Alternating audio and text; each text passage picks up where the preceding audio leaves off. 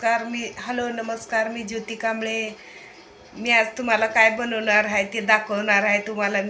मी आज ज्वारीचे पापड म्हणजे ज्वारीचे पापड बनवणार आहे. ते तुम्हाला दाखवणार आहे, कसं बनवणार आहे दाखवणार आहे. 4 दिवस झालं मी त्याला भिजू घातलेलं होतं.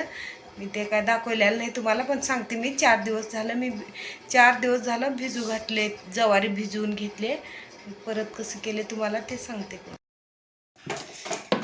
मी ह्याला 2-4 दिवस ज्वारी भिजवून मग त्याचं पाणी काढून थोडं सुकल्यावर त्याला दळून घेतलं. मग त्याचं चाळून त्याचं पुन्हा ते वरचं रवा ते पण पाकडून घेतलं.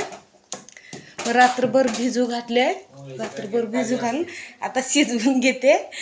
हे मध्ये गायतात बोलतात म्हणून असले हे शिजवून घेते. मग शिजवून घेऊन ह्याला वरी नेऊन पापडी घालायची, पळी पापडी घालायची. ह्याची दाखवते तुम्हाला मी आता कसं घालणार आहे. ह्याची पापडी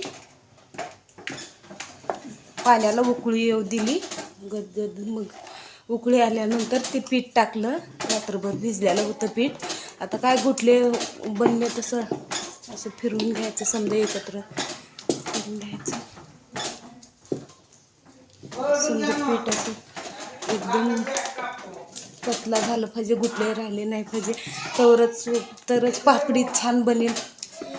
पापड मग तवा छान बनेल, नाहीतर गोट्या असल्यावर नाही. शिजलेला आहे, असं पतला झालेलं पाहिजे. पापड पण चांगलं घालायला आलं पाहिजे. चांगलं शिजलेलं आहे मस्तपैकी. आता एक पापड घालायचं पाहिजे. एवढं असं छान वाटलं पाहिजे. तार असं घट्ट. हे पातळ हे काय शिजून झालं, छान शिजलं. आता चालू केलेला आहे पापडाचं, घालायला चालू केलेला आहे पापड. आता बघा, ऊन तर हाय आज कडक. कवा वाळतात बघा.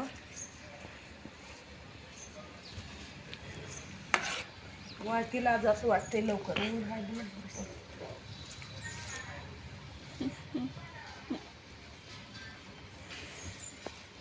बंद करा. झाल्यात आता पापड घालून ज्वारीचे मस्त. इथं थोडं जागा ठेवलेलंच आहे, म्हणजे इकून पण घातलंय. मध्ये हात पोचत नव्हतं म्हणून थोडं जागा राहिलेलंच आहे. 2.5 किलोचे हे ते पापड ज्वारीचे. त्यांनी पण थोडं मदत करू लागले म्हणून दोघं होऊन पटकन उन्हाच्या अगोदर घालून घेतलं. आता उन्हात सुकतील, वाळतील चांगलं कडक. आता पापड वाळ्यात काय सुकल्यात. आता ह्याला पलटी करून ठेवायचं थोडं. मग परत पलटी करून ठेवल्यावर वाळतील, चांगले कडक वाळतील. हे बघा, समदे पापड आता पलटून टाकले.